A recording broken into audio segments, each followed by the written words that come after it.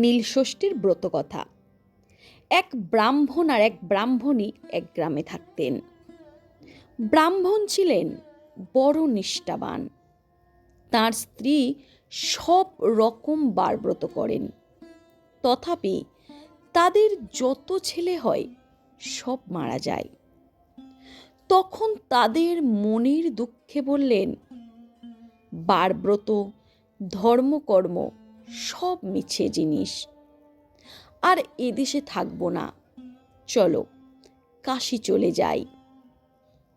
তারপর তারা কাশী গিয়ে রইলেন। একদিন তারা গঙ্গা স্নান করে কাশীর ঘাটে বসে বসে কাঁদছেন। এমন সময় স্বয়ং মা ষষ্ঠী এক সন্ন্যাসিনীর বেশ ধরে তাদের কাছে এসে বললেন, তোমরা ঘাটে বসে কাঁদছ কেন বাছা?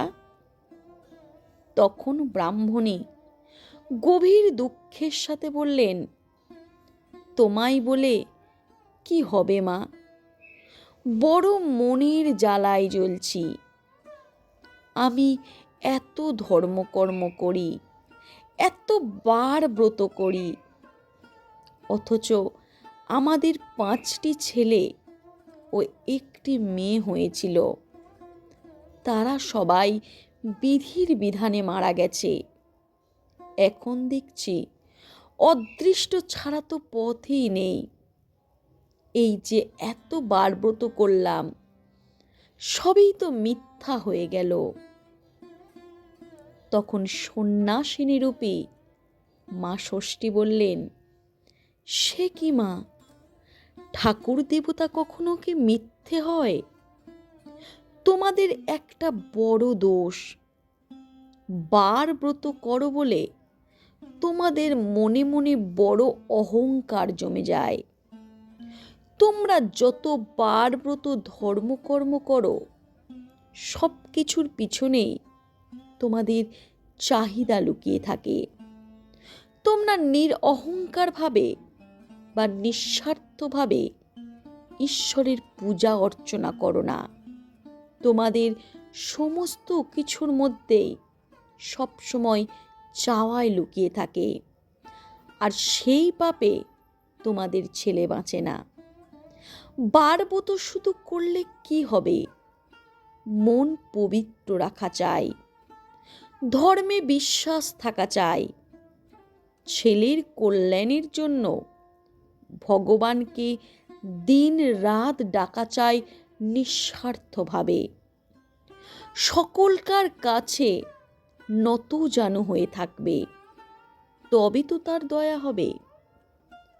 তোমরা ছেলে ছেলে করছো যে, ছেলের দেবতা ষষ্ঠী ঠাকুরুনকে কি মানো? সেই মা ষষ্ঠীকে কি তোমরা কখনো পূজা করো?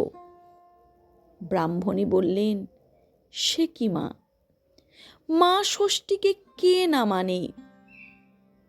তখন ষষ্ঠী সন্ন্যাসিনী বললেন, যদি ছেলে বাঁচাতে চাও তাহলে মা ষষ্ঠীকে একটু করে মেনো, রোজ তাকে নমস্কার করবে, তার সব রকম পালনই করবে, তবে তো তার দয়া হবে। তখন ব্রাহ্মণী সন্ন্যাসিনী পায়ে পড়ে কাঁদতে কাঁদতে বললেন, আমাদের কি অহংকার হয়েছে মা, আর মা ষষ্ঠীর সব রকম ব্রতও তো করি, তাহলে আজকে আমাদের এই পরিস্থিতি কেন? দয়া করে তুমি আমাদেরকে এর থেকে পথ বার করে দাও। তখন সন্ন্যাসিনী বললেন, কই, কখনো কি চৈত্র মাসে নীল ষষ্ঠী করেছ? ব্রাহ্মণী বললেন, সে কি রকম ব্রত মাতা, এ ব্রতের নাম তো আগে আমি কখনো শুনিনি, এর নিয়মেই বা কি? তখন ষষ্ঠীরূপী সন্ন্যাসিনী বললেন, সমস্ত চৈত্র চৈত্র মাস সন্ন্যাস গ্রহণ করে প্রত্যহ শিব পূজা করবে। তারপর সংক্রান্তির আগের দিন সমস্ত দিনের বেলা উপবাস করে সন্ধ্যার সময় নীলবতীর পূজা করে নীলকণ্ঠ শিবের ঘরে নীল বাতি জ্বালিয়ে দিয়ে মা ষষ্ঠীকে প্রণাম করে তবেই জল খাবে। আর মনে রেখো, ওই দিনটিকেই চৈত্র মাসের নীল ষষ্ঠীর দিন বলে। নীল ষষ্ঠী করলে মা ষষ্ঠীর দয়া হতেই হবে, কারণ নীল ষষ্ঠী করলে কখনো ছেলে মরে না। তাই বলছি, এবার থেকে প্রতি চৈত্র মাসে নীল ষষ্ঠীর ব্রত উদযাপন করবে। দেখবে তোমার যত সন্তান সন্ততি ভূমিষ্ঠ হবে কেউই আর মারা যাবে না। মা ষষ্ঠীর আশীর্বাদে তারা দীর্ঘায়ু লাভ করবে। এই বলে সন্ন্যাসিনী রূপী মাতা ষষ্ঠী দেবী অন্তর্ধান হলেন।